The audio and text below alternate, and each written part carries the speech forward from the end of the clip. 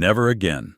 That's what she said aloud to no one at 3 in the morning, sitting up in the dark of her apartment, trying to piece together what was left of her life. Her name was Vivian Nash. She was 36 years old. And 4 years, 2 months, and 8 days ago, the man she was supposed to marry had told her something. He'd been sleeping with her best friend for 11 months, while planning a wedding, while talking about forever like it was something you could negotiate. He told her this at 11:42 p.m. on the night of their engagement party, after the guests had gone, after the champagne was still on his breath, after she'd spent the entire evening introducing him to people as her future husband. She didn't cry. She didn't scream. She didn't throw things or fall apart the way people do when their world ends. She asked him to leave. She got into bed. And at 3:16 in the morning, she sat straight up in the dark and said those 2 words aloud like a vow, like a promise, like a wall she was going to build so high that nothing could ever hurt her again. Never again.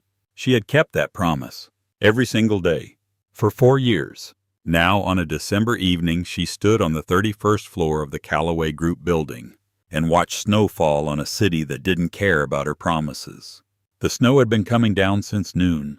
By 10 p.m. it had buried everything under 6 inches of white silence. The streets below looked empty. The sky looked like it was going to snow forever. Vivian had been in this building for 14 hours. She had nowhere else to be. This was not dedication.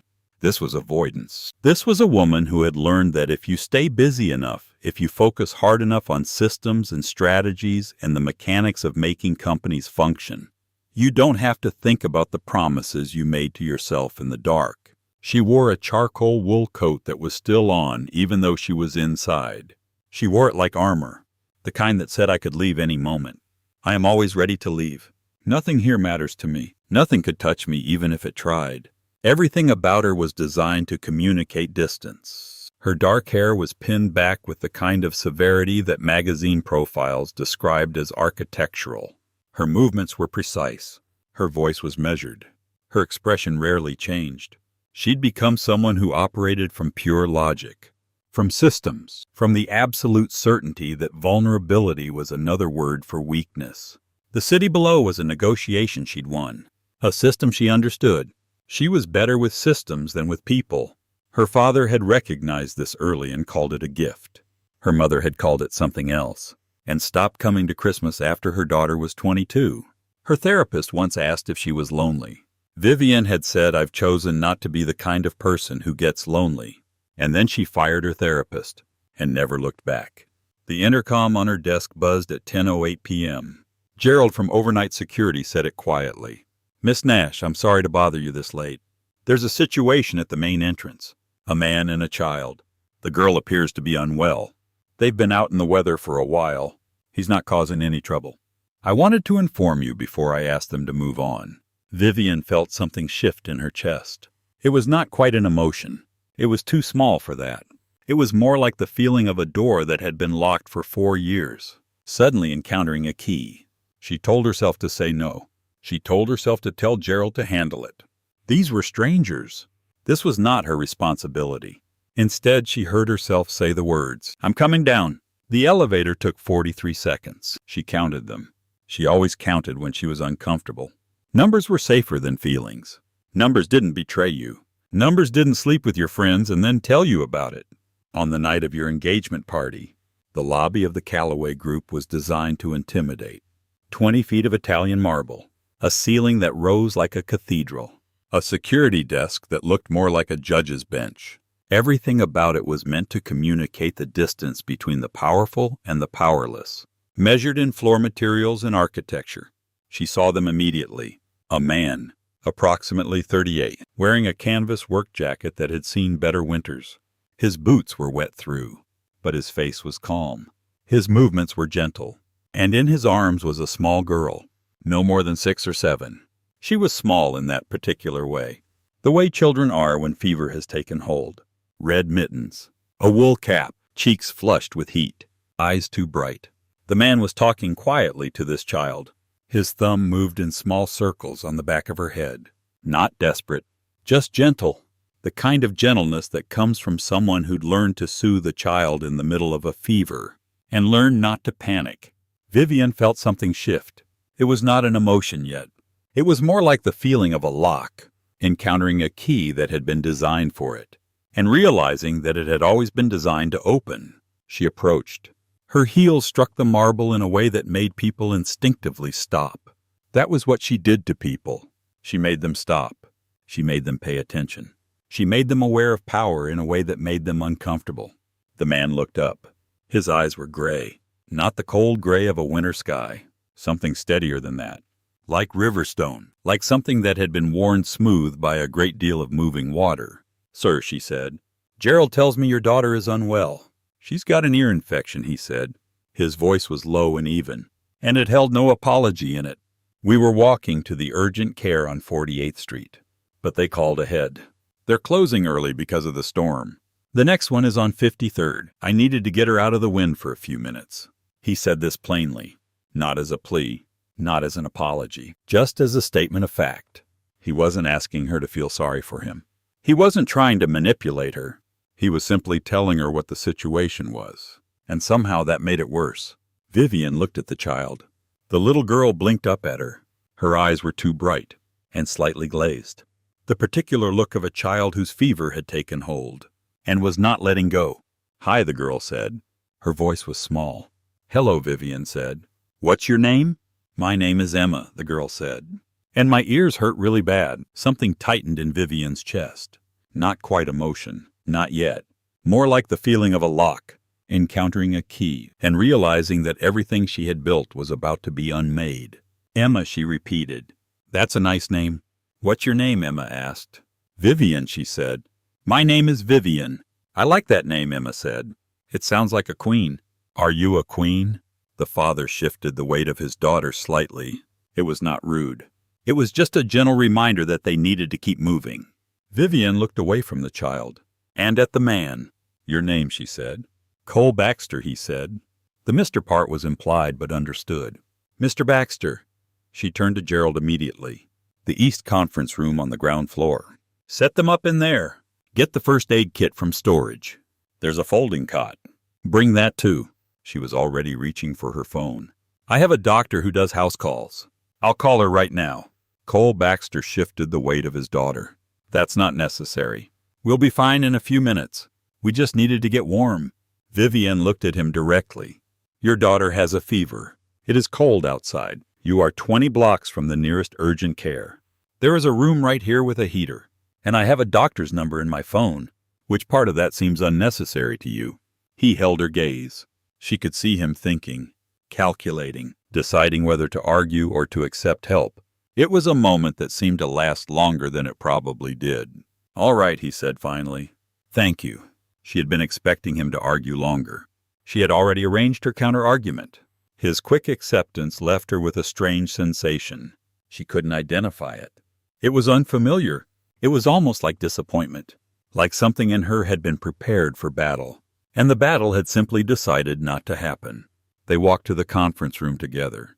Gerald had already begun setting things up. There was a small space heater in the corner. The folding cot was made up with a clean blanket from storage. A small lamp provided gentle light.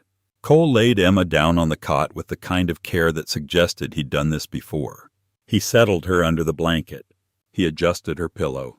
He said nothing, but his hands spoke everything. Dr. Patricia Owe arrived in 22 minutes. The weather was bad. Most people would have taken much longer. Patricia was the kind of doctor that Vivian had spent considerable effort cultivating a relationship with over the years.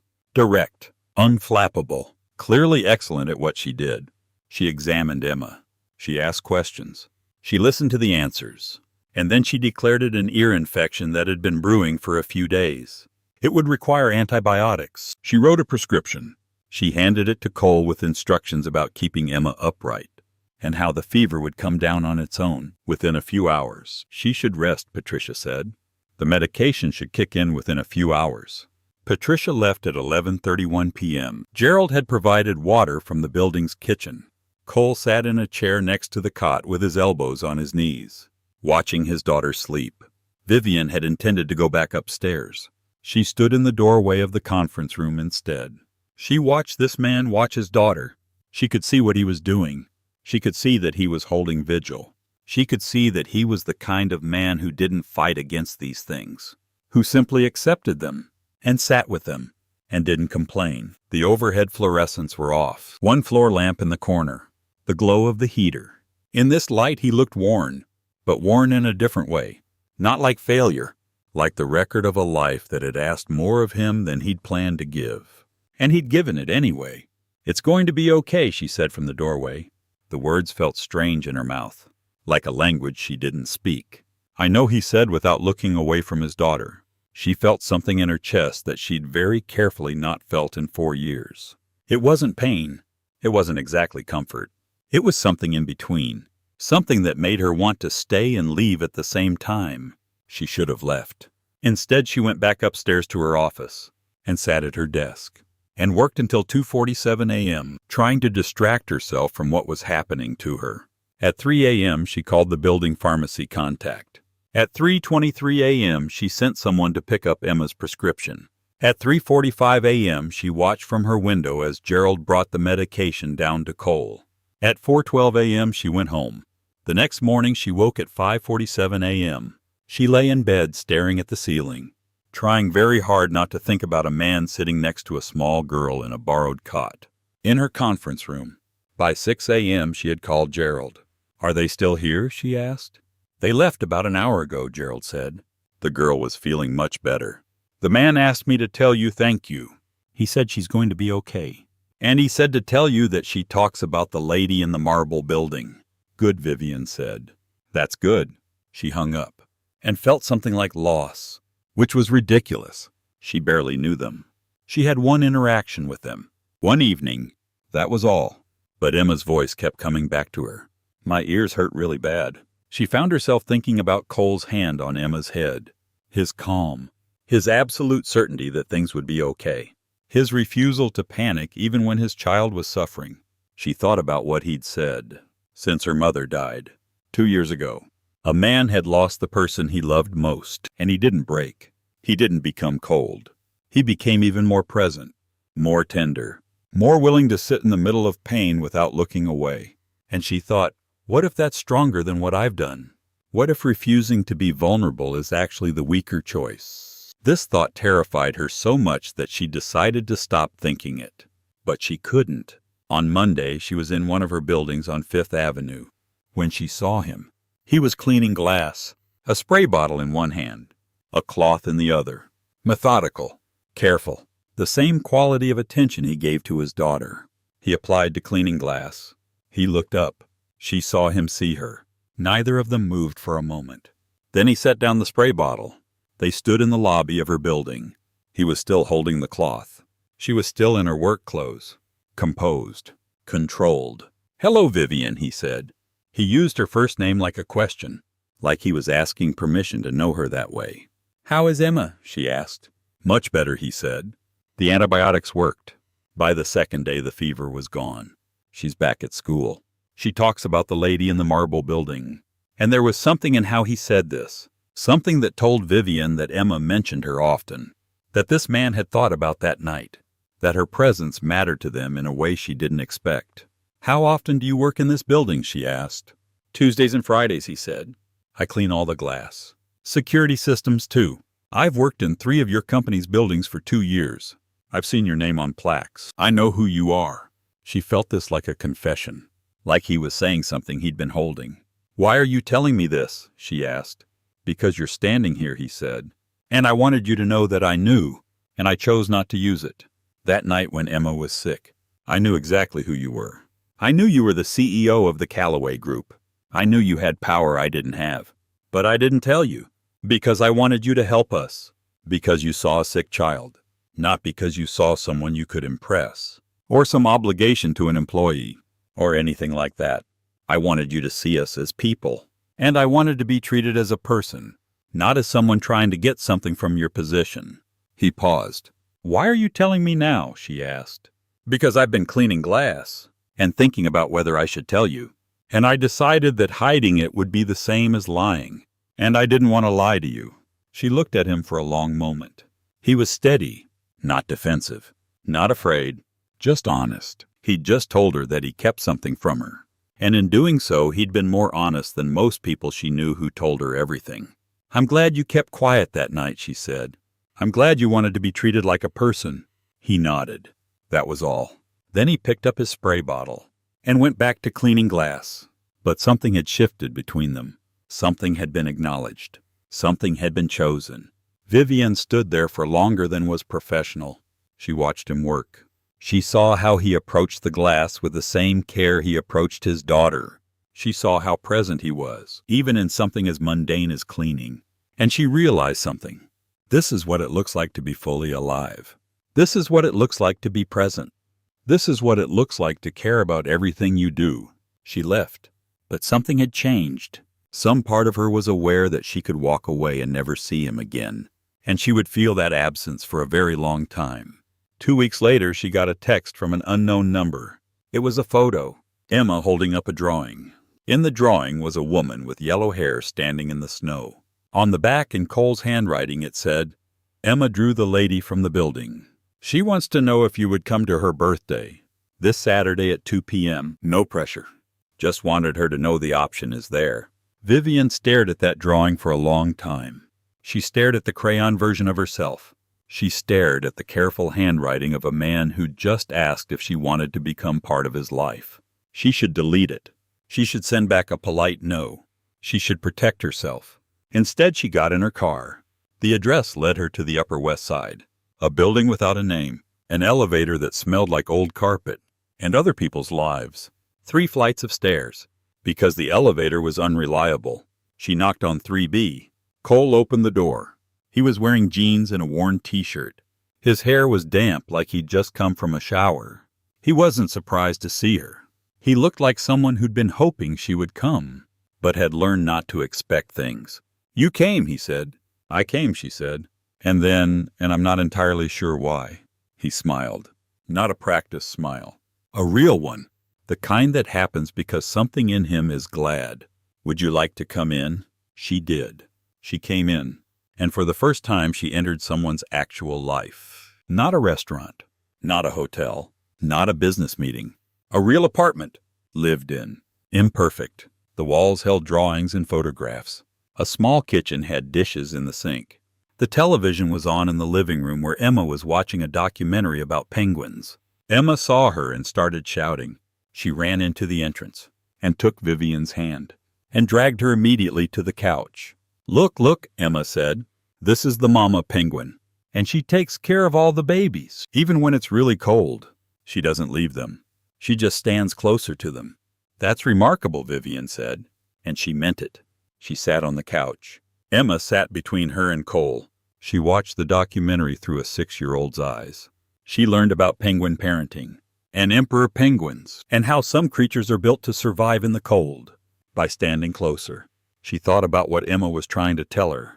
Cole made dinner. It was simple. Pasta, salad, a bottle of wine he'd clearly picked specifically for this moment. Nothing fancy, but made with care, the kind of care he applied to everything. They sat at his kitchen table.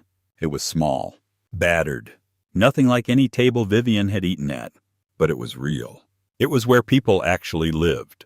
It was where Emma did her homework and drew her pictures, and where Cole made decisions about his life and his daughter's future.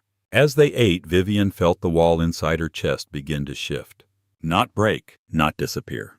Just shift. Just acknowledge that something was different now. After dinner, Cole put Emma to bed. Vivian heard him reading a story. She heard Emma's small voice asking questions. She heard him answer patiently, not rushing, not checking his phone, not doing anything except being present with his daughter. When he came back to the living room, he sat next to Vivian. They didn't touch, but the space between them felt significant. "I need to tell you something," he said. She waited. "I knew who you were the night I came into your building," he said. "I've worked in 3 of your company's properties for 2 years. I've seen your name on plaques. I knew you were the CEO." She nodded. She'd already guessed this. "I didn't tell you that first night, because I thought it would change how you saw me. I thought you might treat me differently, if you knew. I wanted you to help my daughter, because you saw a sick child, not because you saw an employee, or someone who might be useful to you." "Did it change how I acted with you?" she asked. "No," he said. "And I think you know that." She did. She'd known it from the way he didn't defer, from the way he didn't use her power like currency, from the way he treated her like a person, not a CEO. It would have been simpler if you'd told me, she said. Simpler, yes, he said. But you didn't, because you wanted to just be talking to a person. You didn't want all the other things getting in the way. I would have done the same thing, she said quietly.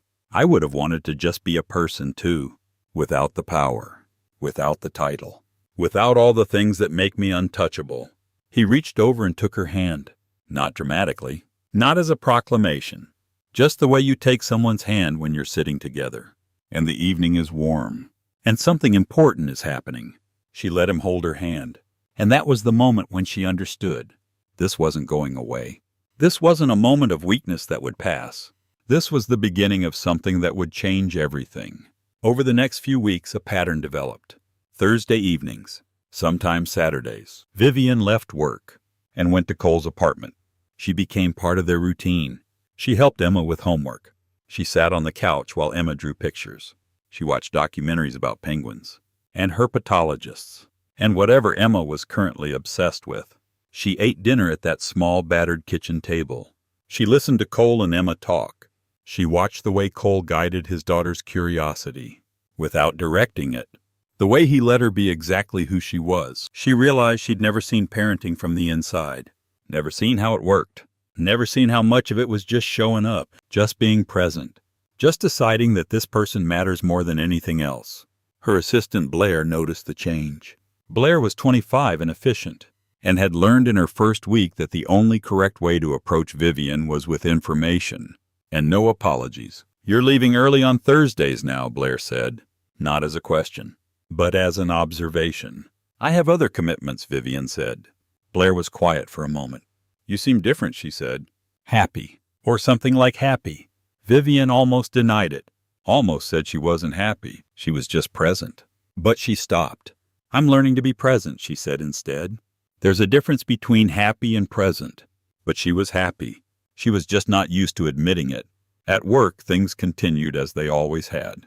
She was still brilliant, still ruthless, still the woman who ran a major company. But something had shifted in how she moved through the world. When people tried to schedule meetings on Thursday evenings, she said she was unavailable. When the board questioned her schedule, she didn't apologize. She said, "I have other commitments now." And she meant it with every fiber of her being. There was a moment. A Thursday at 5:47 p.m., when she was about to leave work, and Richard Hartley, a board member, stopped her at the elevator. "Your schedule has become very flexible," he said. "Unusual for someone in your position. I'm concerned about whether your focus is still on the company." "My personal life is my own business," she said quietly. "My professional performance is what you should care about. And it's solid." She didn't list the metrics, didn't defend herself, just stated it as fact. The next morning, Blair mentioned that several people were speculating about what had changed her, about why the CEO was suddenly leaving at 6 p.m. on Thursdays. Vivian realized she had a choice. She could go back to being the woman who lived in her office. She could cut contact with Cole and Emma. She could return to the safety of being untouchable, or she could choose them. That Thursday, she left at 5:43 p.m. At Cole's apartment, Emma was doing a school art project. It involved glitter, and considerably more optimism than the situation warranted. Cole was in the kitchen making pasta. Emma saw Vivian and ran to her and asked her opinion on whether the gold glitter or the silver glitter was more important for the eyes of the ice princess she was drawing. Vivian sat on the floor and helped Emma decide.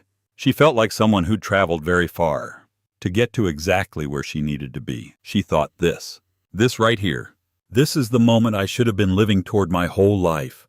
This is what matters. And she understood that she could still leave. She could still go back. But she didn't want to.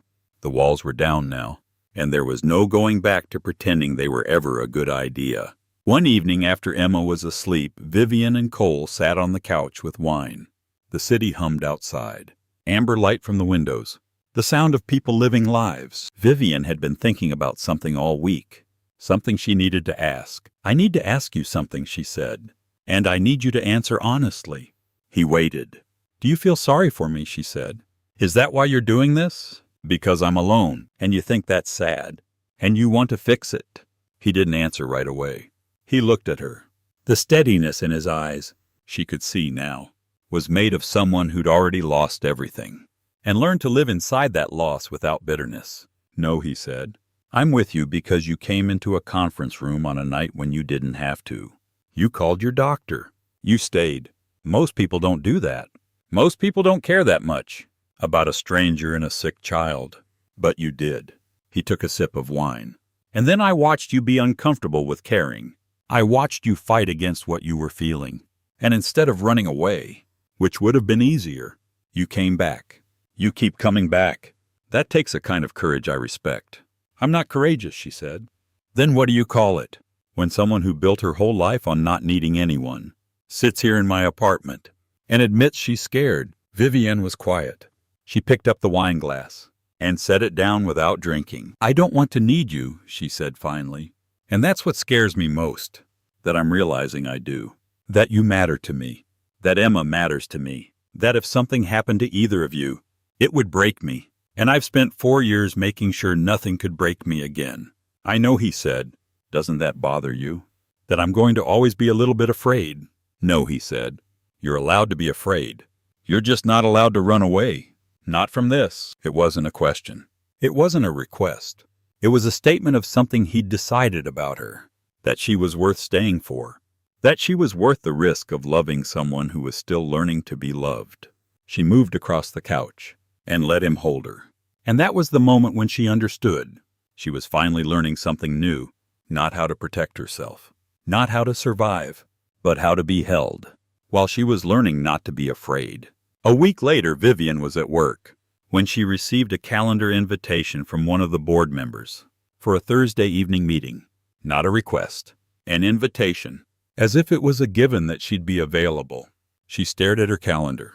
Thursday was sacred now. Thursday was Emma's time. Thursday was when she left the office and became someone else. Someone real. She could reschedule. She could cancel Emma's plans. She could make work her priority again. She called Cole. I need to cancel Thursday, she said. I have a work commitment. There was a pause. Okay, he said. Emma will understand. But he sounded disappointed. And that disappointment was the sound of someone who was learning to have his needs matter to someone else, and was bracing for the moment when those needs stopped mattering. Vivienne hung up, and sat at her desk, and realized she was about to do it. She was about to choose work over connection. She was about to prove that her walls were right. She was about to return to the safety of being alone. She got up, and walked to the window, 31 stories up, looking down at the city that she'd always understood as a system to be managed, rather than a place where people live. She thought about Emma's voice. My ears hurt. The penguin fact. The drawing with Vivienne's yellow hair. The way Emma took her hand now without asking. She thought about Cole's hands, adjusting his daughter's blanket. His quiet certainty that things would be okay. His refusal to panic, even when his daughter was suffering. She thought about what he said. You're allowed to be afraid. You're just not allowed to run away. She went back to her desk. She declined the board meeting. She sent a message to Blair. I'm not available Thursday evenings. Schedule nothing. Work around it. She called Cole back. I'm coming Thursday, she said. I'm coming every Thursday. And if the board doesn't like it, I'll find somewhere else to work. There was a silence. Then you mean it? I mean it, she said. I'm done being afraid. I'm done choosing safety over what matters. That Thursday, she left at 5:43 p.m. She bought flowers from a cart on 82nd Street. She arrived at Cole's apartment. And Emma opened the door before he even got there, like she'd been waiting. You came, Emma said. I came, Vivienne said. I'm not going to stop coming. The evening unfolded like every other evening. They ate dinner. Emma showed her drawings. Cole told a story that made Emma laugh. But underneath everything, Vivienne understood that something fundamental had shifted. She had chosen, not out of obligation or circumstance, but out of her own active will. She had chosen love over safety. She had chosen vulnerability over walls, and she was terrified. But for the first time, she was also certain. Emma's school concert was on a Saturday at 2 p.m. She'd been practicing for 3 weeks. She was nervous. She was excited. She talked about it constantly. On Thursday, Cole mentioned it to Vivienne. Emma's singing in the concert. She's been hoping you might come." But he said it carefully, like he wasn't wanting to pressure her, like he understood that this was a bigger step than private dinners in his apartment. This was public. This was the world seeing her with them. This was Vivian stepping out from behind the marble and the power, and letting people know that she'd chosen something else. She should be terrified. Instead, she felt calm. "I'll be there," she said. Saturday morning, she bought flowers from the same cart on 82nd Street. She took them in her car. She arrived at the school auditorium at 1:47 p.m., and she sat in the third row, next to a woman with 3 small children, and she realized that this was what it looked like, to be part of something ordinary and real. The concert began. Children came out on stage. They were nervous. Some were overconfident. Some were barely audible. And then Emma came out. She was small on the stage. She looked like she might disappear into it. But then she saw Vivian in the audience, and her face changed. She saw her. She was here. The lady from the marble building came to watch her. Emma sang her part with the focused intensity of a child who had practiced something until it was serious. She was slightly flat on the high notes. She didn't care. No one else cared. What mattered was that she was there, that she was trying, that she was doing something hard, and she was doing it even though it was scary. Vivian watched and felt something she never expected to feel. Pride. Not in Emma's singing, but in Emma for trying, in Emma for being brave, and in herself for being there to witness it. After the concert, parents swarmed the hallway. They were picking up their children. They were taking pictures. They were congratulating their kids. Emma found Vivian in the crowd, with the directness of a child who knows exactly where she wants to be. "You came," Emma said. "I came," Vivian said. "I liked your part." It wasn't a lie. She liked Emma's part. She liked everything about this moment. Emma took her hand, as if this were something decided long ago and simply hadn't been announced yet. Later, when the gym was emptying out, and most people had left, Cole found Vivian standing in the hallway. "Thank you for coming," he said. "She's my family," Vivian said, and she meant it, in a way that surprised her with its certainty. He looked at her for a long moment. "I want to show you something." He took her to a quiet corner of the hallway. He showed her something on his phone, a scholarship program, something his building's owner was funding, a program that helps kids in the neighborhood get into better schools. He'd been working on it quietly for 2 years. "I wanted to be someone who mattered," he said. "I wanted to be the kind of person who could make things better, but I didn't know how.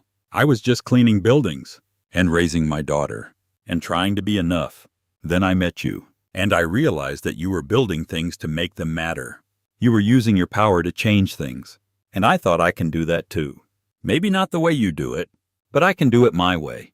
Vivian felt something break open in her chest. She felt the ice that covered her for 4 years finally melt, not all at once. From the edges inward, a degree at a time, water where there was only cold. "I have something to tell you," she said. 4 years ago, I promised myself I would never love anyone again. I meant it completely, and I kept that promise. Every day." She paused. "But I was wrong about what I could keep promises about. And I'm wrong about you, being the kind of person I should be afraid of." He stepped closer to her. "So what are you saying?" "I'm saying that I'm still learning not to be afraid, but I'm learning it with you, and I don't want to stop learning it." He pulled her close and held her, and she let herself be held. She let herself feel the things she'd spent 4 years not feeling. She let herself believe that maybe, just maybe, she could be loved without being destroyed. One evening in early May, Cole cooked dinner, something fancy, something he'd been planning. After Emma was asleep, he took Vivian's hand. 4 months ago, you walked into a security booth in my work jacket and changed everything," he said. "And I know I'm not supposed to rush this. I know you're still learning to trust, but I also know that waiting for someone who is already here doesn't make sense." He got down on one knee. "Vivian, will you marry me? Will you be Emma's stepmother and my wife? Will you be the woman who shows up, even when it's hard?" She said yes, before he was even finished asking. The spring when they got married was different from the spring before. It was colder, more reluctant. But when Vivian walked down the aisle, she was thinking about Emma in her flower girl dress. She was thinking about Cole waiting for her at the altar. She was thinking about how far she'd come. from the woman who said never again. They got married in a small ceremony. Just family and close friends. No marble buildings. No distance between the powerful and the powerless. Just people who loved each other, standing together. At the reception, someone asked Vivian, "How did you go from being a CEO who worked 80 hours a week to someone who leaves at 6 p.m. on Thursdays?" She thought about how to answer this. "I learned that the size of my company doesn't measure my worth," she said. "The size of my love does. I learned that the most important things we build are the ones we build with the people we love. And I learned that I was strong enough to be vulnerable. That was the hardest thing I've ever learned." And it was true. The thing about Ice Vivian thought later that evening, standing with Cole at the window of their reception hall, looking out at the city they both now called home, is that it doesn't melt all at once. It goes from the edges inward, a degree at a time. But eventually the whole surface changes, and what was frozen becomes something that moves. She was frozen for 4 years. Now she moves with her husband. She moves with her stepdaughter. She moves toward connection, instead of away from it. She is not a different person. She is still brilliant, still driven, still capable of building things that matter. But now she's also soft, also present, also willing to be known. And that she understood finally is not weakness. That is the only real strength that has ever existed.